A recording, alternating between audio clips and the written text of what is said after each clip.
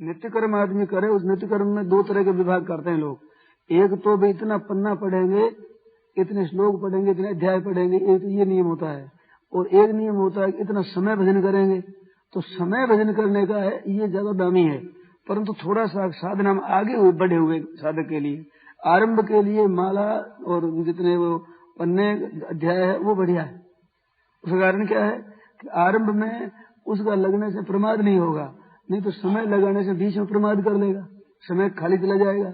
इस वास्ते प्रमाद करे उसके लिए तो वो ज्यादा अच्छा है कि इतने पन्ने इतने अध्याय पढ़ेंगे, इतने रोजाना इतना करेंगे, ये अच्छा है। परंतु जहाँ साधन में रुचि हो जाए, साधन करने लग जाए, तो उसके लिए इतना पन्ना अध्याय है, ये नियम न रख करके, और ये नियम इतने समय तक हमें करना ही है। तो समय तक करने से क्या होगा और पन्ना रखने से क्या होगा, इसमें दो तरह का असर पड़ेगा साधक पर। इतना अध्याय, इतने पन्ने, इतने ये करना है, ये जो नियम है, इस तरह का नियम है, ये नियम होता उसके साथ हट जाते रहता है, प्रेम कम हो जाता है। जितनी क्रिया के साथ में संबंध अधिक जुड़ेगा, उतना भाव के साथ में संबंध कम रहेगा और बढ़ेगा भाव, तब कल्याण होगा, क्रिया से कल्याण नहीं होगा। मैं साधक का ध्यान नहीं जाता है वर्षों तक, तब तक क्रिया में तो उसकी तत्परता हो जाती है। इतनी माला जपेंगे, इतना नाम जप करेंगे, इतने 1.25 लाख 2 लाख 3 लाख नाम जप करेंगे, इतना पन्ना पढ़ेंगे, इतने अध्याय पढ़ेंगे, इतने स्तोत्र पढ़ेंगे और इतना ऐसे खान पान का रखेंगे। तो ये नियम समझ में तो जल्दी आता है, ठीक दिखता है, परंतु इसमें अगर जब साधक बढ़ता है साधन करने में, तो अगर इस तरह की ये क्रिया की तो प्रधानता हो जाती है और भाव इसमें धीरे धीरे कम होता चला जाता है। तो फिर क्या करे, इसके लिए समय बांध दिया जाए, घंटा 2 घंटा 3 घंटा 4 घंटा जितना जिसको मिले, तो इतने समय अपने भजन स्मरण करना है और इतने समय में संसारिक काम धंधा करना है, इतने समय में सोना है और इतने समय में खान पान आदि करना है।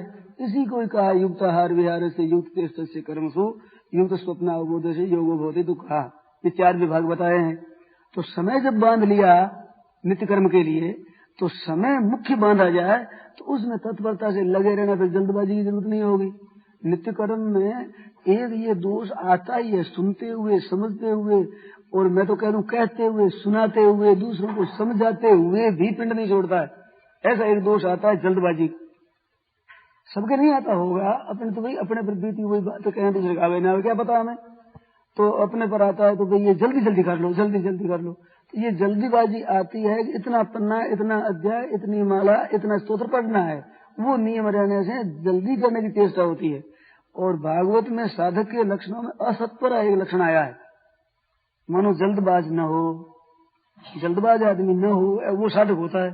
तो जल्दबाज कहाँ की, साधन करने में भी ये जल्दी जल्दी कर लें, तो जल्दी जल्दी करने से क्या होता है कि उसमें भाव कमजोर हो जाता है। पहले भाव रहता उतना ही नहीं रहता, वो भाव की कमी आती चली जाती है, और भाव की कमी है वो साधक के लिए बढ़िया चीज नहीं है। साधक के लिए बढ़िया चीज तो वही जो भाव जिसमें श्रेष्ठ हो। तो नित्य कर्म में समय बांधा जाए, किंतु अध्याय पन्ने स्तोत्र ये नहीं बांधे जाए, अथवा दोनों बांध लो अपने सामान का से, समय इतना लगाना है हमें, और बीच में प्रमाद में समय न जाए, खाली समय न जाए।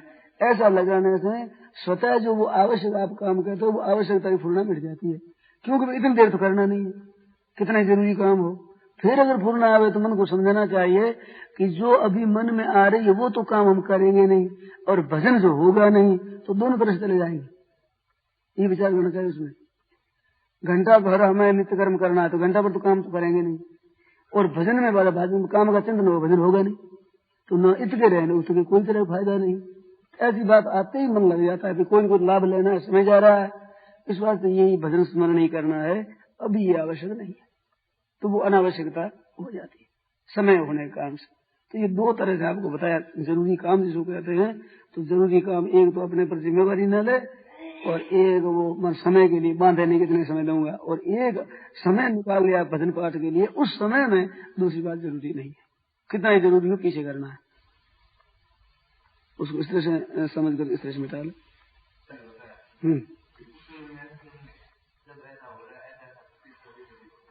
हाँ, तो वो आलस्य और आता है उसमें कई कारण है, 4-5 कारण है उसमें। तो आलस्य आता है उसमें ये देखना चाहिए कि एक तो हम जितना कर सकते हैं उससे अधिक करके क्या परिश्रम अधिक कर लिया है क्या, शरीर जितना सह सके उससे थोड़ा सा परिश्रम अधिक हो जाएगा तो आलस्य आएगा, एक तो ये कारण होता है। एक भोजन जितनी शक्ति उससे अधिक थोड़ा सा हो जाएगा तो उसके परिपाक के समय में, पानी पीने के बाद में परिपक्व होता है, उस समय फिर आलस आएगा, तो भोजन अधिक होने से आलस आता है। एक दूसरा ये होता है। तीसरा, पेट में अजीर्ण आदि का दोष होता है, जिससे पाचन ठीक होता ही नहीं, ऐसा पेट में होता है तो उससे भी आलस आता है, तो ऐसा दोष ये होता है। और चौथा, जो निद्रा के समय पूरी नींद नहीं आई है तो लेने को समय पूरा नहीं मिला तो आलस निद्रा वो आती, एक कारण ये होता है। एक है जो मन के ऊपर जबरदस्ती साधन करोगे तो साधन करने से एक मन में थकावट सीख होती है और उसमें मन लगता नहीं, उबता है, तब का तो होगी फुर्नर का होगी नींद, एक ही आती है। ये 5 तरह से निद्रा की वृत्ति ऐसी होती है जिसमें ज्यादा उपद्रव प्रतीत होते हैं बिना मन करने से।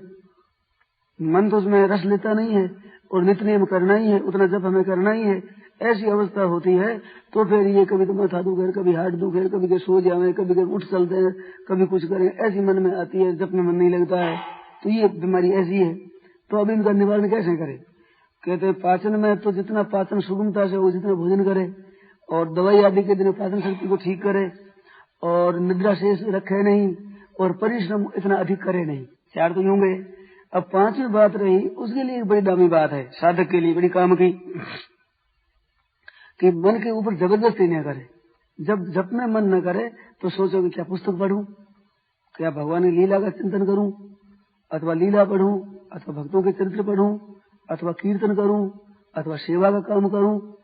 तो जितना मन एकाग्र में कम लगता है उतने उस समय में ये बात एक निश्चित है कि ध्यान आदि सूक्ष्म विषय में नहीं लगेगा, उस विषय में जिसमें लगे उससे स्थूल विषय में मन लगेगा। ये उसकी एक उपराड़ी है, युक्ति है, गुण है। तो स्थूल विषय वो सामने रखे, तो स्थूल विषय जैसे कीर्तन करना है तो गा करके नाच करके कीर्तन करे तो उसमें वृत्तियां शांत हो जाए।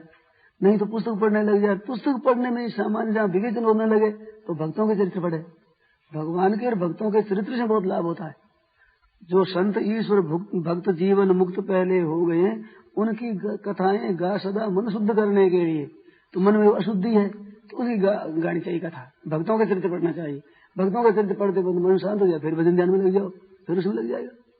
तो उस समय में भक्तों के चरित्र पढ़ो, उसमें भी मन न लगे तो फिर उस समय में सेवा काम करो, झाड़ू दो, कपड़ा धो दो और किसी काम धंधा कर दो, जूते ही साफ कर दो दूसरों की, ऐसे काम में लग जाओ जो कि सार्वजनिक काम हो, अपने स्वार्थ का न हो। स्वार्थ का हो तो कोई हर्ज नहीं, में स्वार्थ का न हो तो दूसरों के हित का हो, और छोटे से छोटा काम हो उसको किया जाए केवल अंतःकरण की शुद्धि के उद्देश्य से कि मन भगवान में लग जाए, ये भाव रहे उसका। तो ये भाव रहते ही उस काम करने से फिर मन स्वतः लगने लगता है। तो वो उतना ध्यान का जब का अधिकारी नहीं है उस समय अंतःकरण। तो इस समय उस शुद्धि करने के लिए निष्काम कर्म बताया है, अंतःकरण शुद्धि के लिए निष्काम कर्म बताया ना। इस तरह से उस समय ये काम करे, तो इस काम के करने से चित्त में एक बड़ी शांति मिलती है, बड़ी प्रसन्नता मिलती है।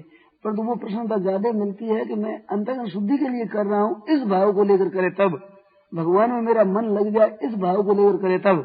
जैसे पैसों के लिए व्यापार करता है, कोई भी काम पैसों के लिए करता है तो वो काम बंद होते ही पैसे गिनने की प्रवृत्ति जरूर हो जाएगी, कितने पैसे आए स्वतः उस गणने की प्रवृत्ति होगी, क्योंकि पैसे को लेकर प्रवृत्ति हुई, पैसे को लेकर काम किया, इस बात पैसे गणना में प्रवृत्ति होती। इसी तरह से ही मेरा अंतःकरण शुद्ध हो, भगवान में प्रेम हो, इस भाव को लेकर जब काम करेगा तो ये काम बंद होते ही चट भगवान में प्रेम लगेगा, भगवान में मन लगेगा, क्योंकि इसीलिए ही किया है तो उसमें वृत्ति स्वतः लगेगी। और वो अंधाधुंध में करते रहोगे तो वर्षों तक काम नहीं होगा। निष्काम सकाम कोई भाव है ही नहीं, कोई उद्देश्य बनाया ही नहीं। उद्देश्य 3 ही बनाए जा सकते हैं, एक तो भगवान में प्रेम होना, और एक हमारी वस्तु का सदुपयोग होना, और एक गुणागुण से वर्तनते मनुष्यता हो रही है तो वस्तु का सदुपयोग कर्मयोग हो जाएगा, भगवत प्रेम भक्ति योग हो जाएगा, और ये तो क्रिया इनके द्वारा हो रही तब ज्ञान योग हो जाएगा। तो ज्ञान योग हो जाएगा वहां तो अपने आप में स्थिति होगी, और भक्ति योग होगा तो प्रभु में प्रेम होगा, और कर्म योग होगा तो अंतर्गत निर्मलता हो जाएगी। तो निर्मल होने के बाद भी किसी में लगा दो, स्वरूप में लगा दो, चाहे भक्ति में लगा दो। कर्म प्रधान कर्म योग की वृत्ति ज्ञान योग में जाती है, ऐसा गीता से मालूम देता है, और भक्ति प्रधान वाले भक्ति में चली जाती है वृत्ति। इस वजह से भागवत के साथ ये बात आई, भागवत में आया 11 स्कंध में कि तावत कर्माणि कुर्वीत न निर्विद्येति यावता, जब तक वैराग्य नहीं हो तब तक कर्म करे। और मत कथा श्रवणा दो व श्रद्धा यावन न जायते, मेरी कथा में जब तक श्रद्धा नहीं पैदा हो तब तक करे। 3 बताया वहां योग, योगा श्रेयो मेरा प्रोता निर्णाम श्रेयो विदित्या, मनुष्यों कल्याण के लिए मैंने 3 कहे हैं, कर्मयोग, भक्ति और ज्ञान योग। नान्य उपाय उससे कर रही थी तो और अन्य उपाय है ही नहीं, साफ कह दिया है वहां एकादश में।